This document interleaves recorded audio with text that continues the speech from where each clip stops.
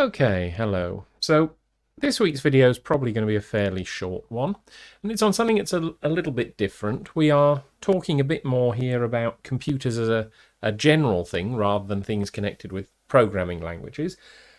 And for probably the first couple of these videos, we're going to start off with talking about the file system on the computer. Now, by which I don't mean things like the actual way the file system works, the way it's formatted on disk, things like, ext or NTFS. We're not going to talk about those, though they're interesting questions in their own right. We're going to talk more about practical things, about how file systems work at the level that a user normally interacts with them.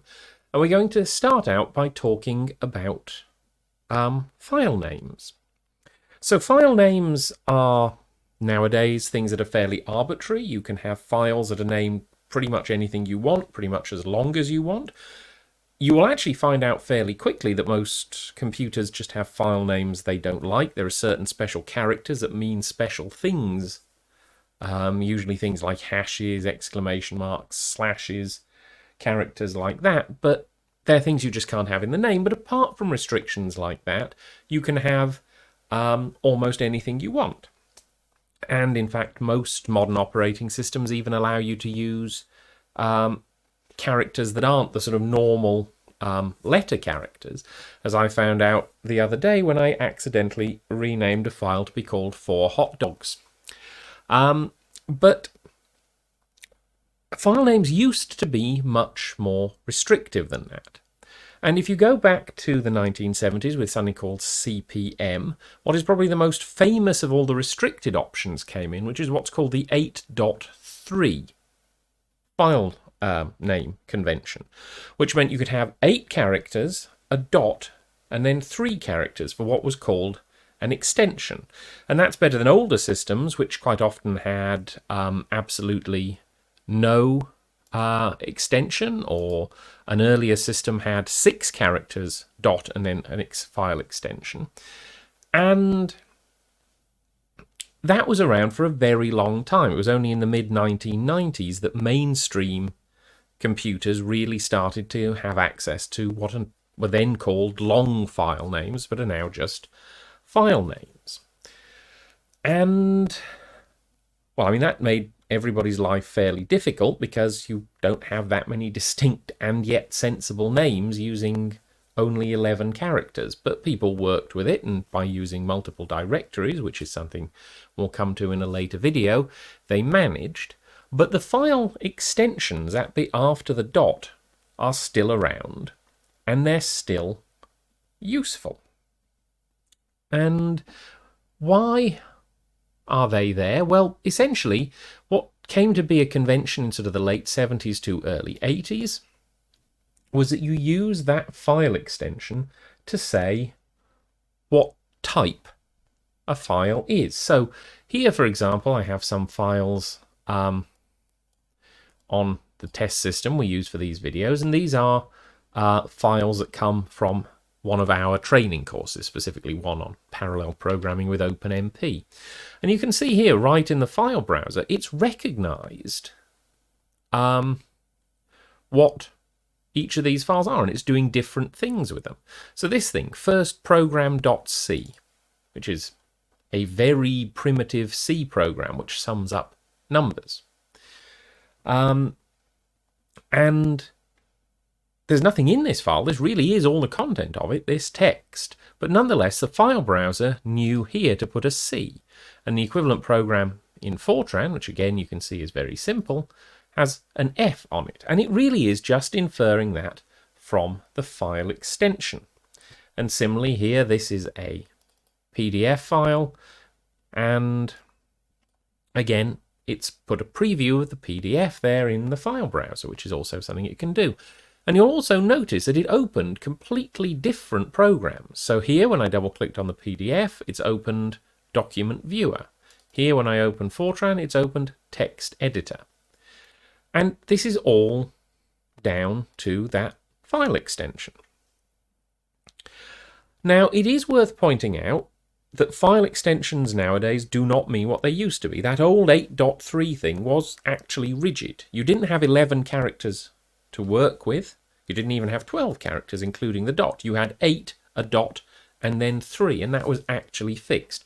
But nowadays, with these long file names, as they're called, you can quite happily have as many dots as you want. And it's the last dot and what comes after it that determines the type. So if, for example, I rename this to firstprogram.f90.pdf, it gets very confused because that's not a good PDF file. And now if I try and open that, it's a malformed file. But you'll notice it has actually somehow been able to infer something about the type, and we'll come back to that later, because it's saying here the file type plain text document is not supported. But if I rename this again, and do it the other way around, and do it .pdf.f90, that's fine. Still a Fortran program, still opens it. If I were to run it through the compiler, it would still compile absolutely fine. Now, it is worth pointing out that while Microsoft Windows systems and a Linux system like the one I'm working on, and most BSD systems, in fact most systems in general, work exactly like this, if you're using a Mac, Macs are a little bit different. They have an extra piece of data for every file in what historically at least was called the resource fork, that stored information about a file. So Macs didn't just use these file extensions. For all that you can have a file name with a dot and an extension in on a Mac, and in fact it's very common to do so, but they don't intrinsically mean things to the operating system in quite the same way that they do in systems like Linux that I'm on here or on Windows. Now, the last part really that I'm going to talk about here is the fact that, as you saw there, it could still tell something about this file even without the right file extension. So, it knew this was just a plain text file and wasn't happy to open it. So what I'm going to do is I'm going to go over here, and what I have here is a piece of music that I have a license to use, so I'll play a few seconds of it.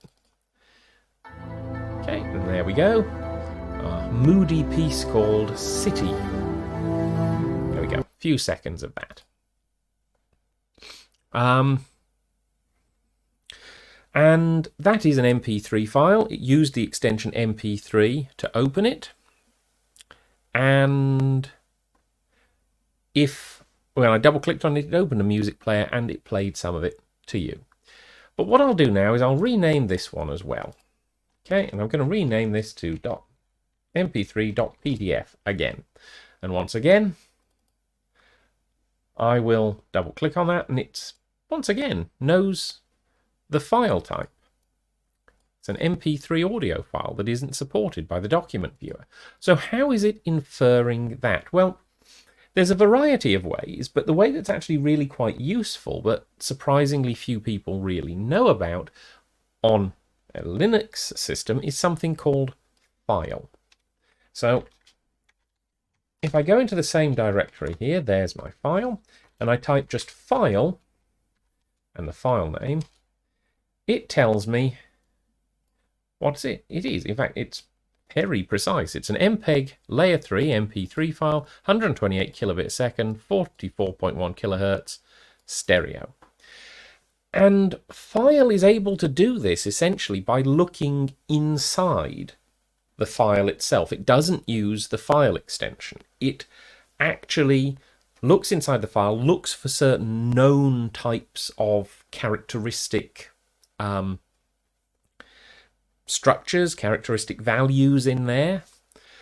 And if it finds them, it looks for more, and it has this way of building up, I know from looking at this file that this is an MP3 file, and lots of things use the same approach. So this is something that's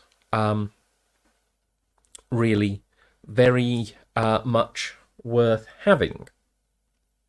So file, if you take nothing else away from this video, is really useful. Now, just before finally finishing, I will just say that these files I have here actually, I discovered by accident while preparing for this video, has a really good example of something that's one of the pathologies of using file extensions like this. So essentially, the file extensions are used to determine the type of the file, and there is then somewhere effectively a database linking the type of the file to the program that's going to open the file when I double click on it in the file browser. But sometimes those databases can wind up in bizarre states, because programs that can open something will associate a file extension with themselves, even if they're not really the right program for the job. So this here is a text file, a markdown file. So if I'm only going to show one. If I expected anything to open that, I would expect it to be a text editor of some kind, because markdown files are structured text files that can both be read by humans directly, but they can also be used to render, documents in HTML or LaTeX or various other things. But if I open this one, it starts RStudio, which is a tool intended for statistical computing.